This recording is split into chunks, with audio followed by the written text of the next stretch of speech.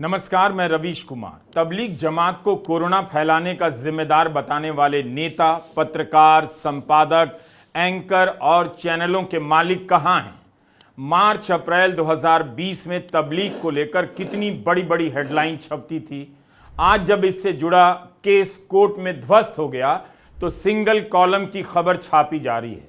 यह कहानी आपको ध्यान से सुननी चाहिए कि गोदी मीडिया आपकी जिंदगी से कितना बड़ा खिलवाड़ कर सकता है।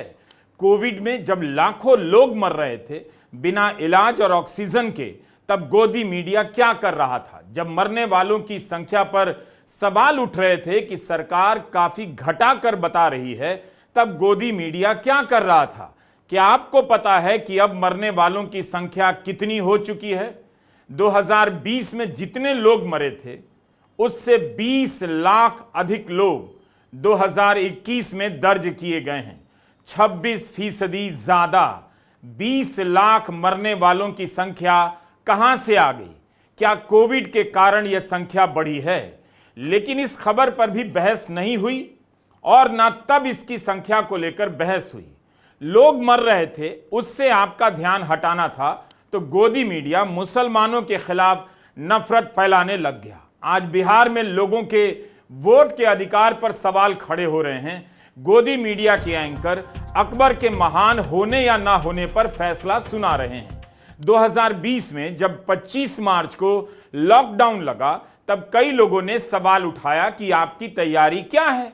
भारत उस वक्त टेस्ट नहीं कर पा रहा था, लेकिन उस समय भारत एक ऐसे मुद्दे पर चर्चा करने लग गया या भारत को उसकी तरफ धकेल दिया गया जिसका महामारी से कोई लेना देना नहीं।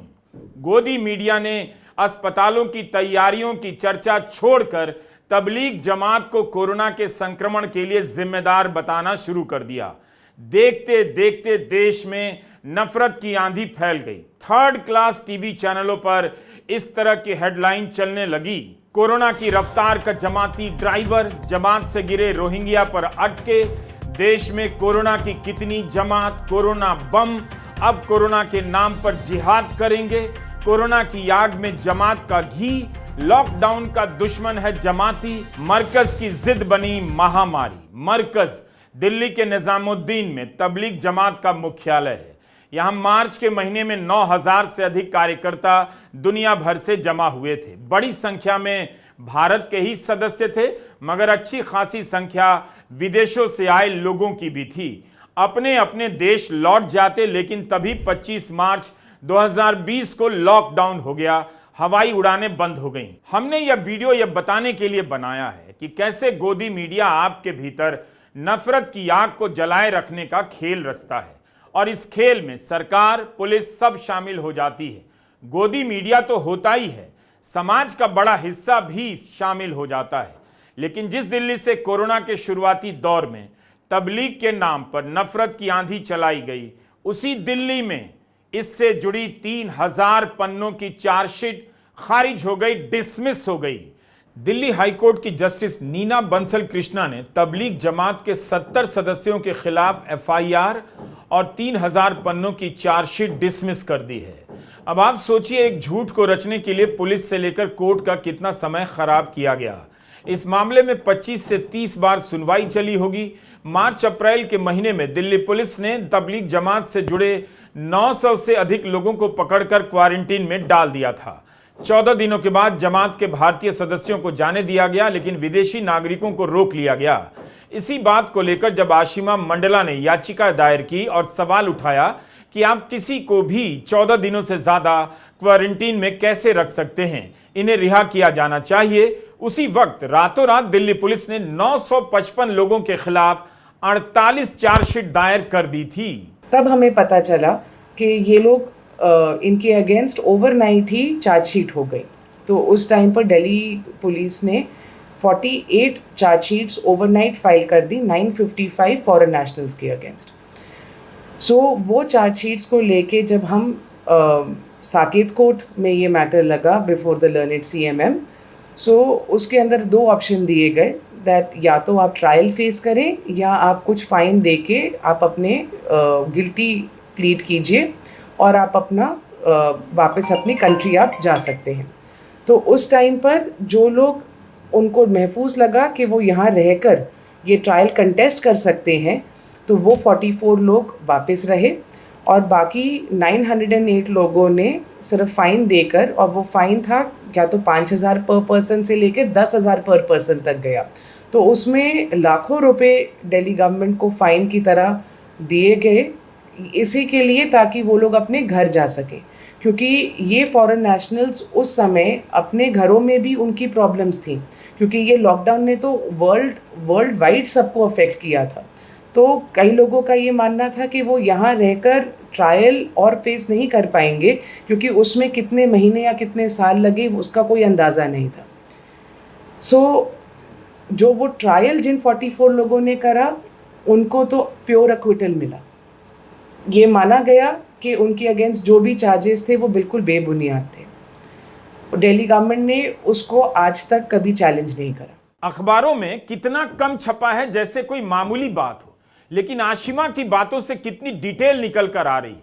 कोर्ट के आदेश के बाद जब तबलीग के सदस्य अपने देश जाने के लिए एयरपोर्ट पहुंचे, तब उन्हें पता चला कि उनके नाम से कोविड से जुड़े एक दूसरे मामले में लुकआउट नोटिस जारी हुआ है। जिस आरोप में रिहा किए गए हैं, उसी प्रकार के आरोप में उनके सामने नई एफआईआर पेश कर दी गई।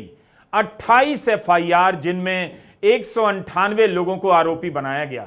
घरों में सभी अपने परिवार के साथ रह रहे थे, हम और आप जैसे रह रहे थे।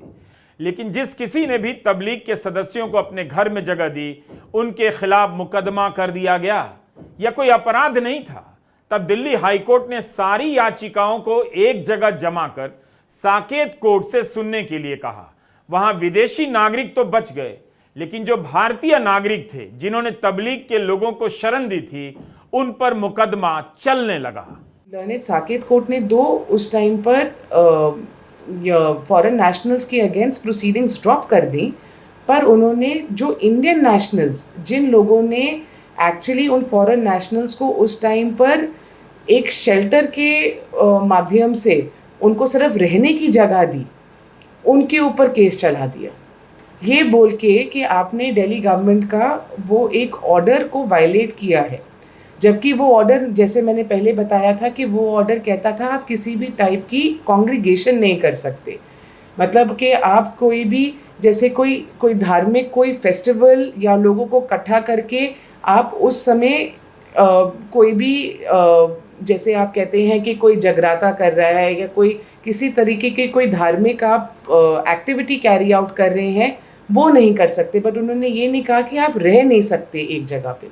इनफैक्ट इन 16 एफआईआर्स जो कल दिल्ली हाई कोर्ट ने क्वॉश करी हैं, उन 16 एफआईआर में से 3 ऐसी एफआईआर हैं जो इंडियन नेशनल्स के अगेंस्ट करी गई हैं अपने घरों में लोगों को रखने के लिए, क्योंकि जमात के रूल्स के हिसाब से जो फीमेल्स होती हैं, औरतें होती हैं, वो मस्जिद में नहीं रह सकती हैं। तो उन औरतों के लिए कई लोगों ने अपने घर में उनको वेलकम दिया कि आप आके यहाँ रहिए। तो उन होम ओनर्स के अगेंस्ट तक दिल्ली पुलिस ने एफआईआर कर दी, ये बोल के कि आप अपने घर में कैसे किसी को रख सकते हैं। तो ये सब लेते हुए हमने फिर इंडियन नेशनल्स, जो ये 70 इंडियन नेशनल्स हैं, इनको लेके हमने दिल्ली हाई कोर्ट में 2021 में ये 16 क्वॉशिंग पिटिशंस डाली थी। एंड जैसे चार्जशीट के एफआईआर एंड चार्जशीट के अंदर 2 ही एलिगेशंस हैं। एक, जैसे मैंने समझाया कि आपने इनको रहने की जगह क्यों दी, और दूसरा उनका मानना है कि क्योंकि आपने उनको रहने की जगह दी, इससे कोविड का स्प्रेड हुआ है। बल्कि आप ये देखेंगे, ये ताज्जुब की बात है कि चार्जशीट के अंदर एक भी मेडिकल रिपोर्ट नहीं है कि इनमें से एक भी पर्सन को एट एनी टाइम कोविड था।